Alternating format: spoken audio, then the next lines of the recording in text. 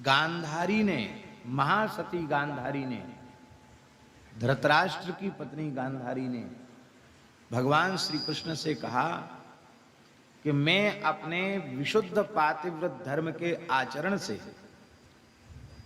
इतनी पवित्रांतक करण वाली हो चुकी हूं कि मुझे अपने पिछले 100 जन्मों तक का स्मरण है, 100 जन्मों तक की मुझे याद है।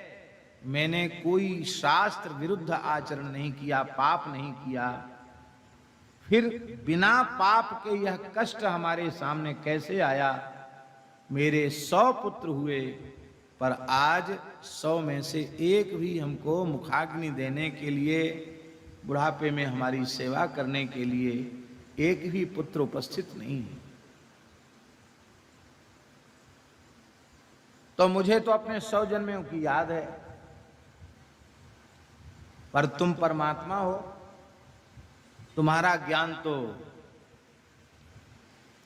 निरवधिक ज्ञान है, आप तो सर्वज्ञ हैं। तो मैं ये जानना चाहती हूं कि 100 जन्म की तो मुझे याद है, मैंने कोई पाप नहीं किया, फिर किस पाप के परिणाम स्वरूप ये दिन हमें देखना पड़ा कि हमारे 100 पुत्रों में एक पुत्र भी जीवित नहीं है, सब मारे गए। तो भगवान ने वहां उत्तर दिया है कि तुमने जो कहा बिल्कुल ठीक कहा, 100 जन्म में तुम्हारे कोई पाप नहीं है, पर 100 जन्म के पहले जो जन्म था उस जन्म में तुमने 10वीं विद्या एकादशी की थी, उसके पाप से तुम्हारे 100 पुत्र मारे। ये बात हमने जब उसमें पढ़ी, सदाचार महोदधि नामक ग्रंथ में, तुम्हारे रोंगटे खड़े हो गए रे। अब लोग गांव देहात में, वेदाचार्य जी जिनको ज्यादा ज्ञान नहीं है, वहां गांव के पंडित भी ऐसे ही बता देते हैं कि वो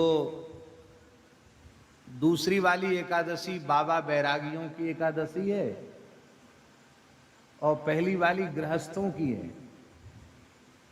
कहते पहली वाली गृहस्थों की एकादशी है और वो बाबा जियों की है, साधुओं की एकादशी है, ऐसा बोल रहे।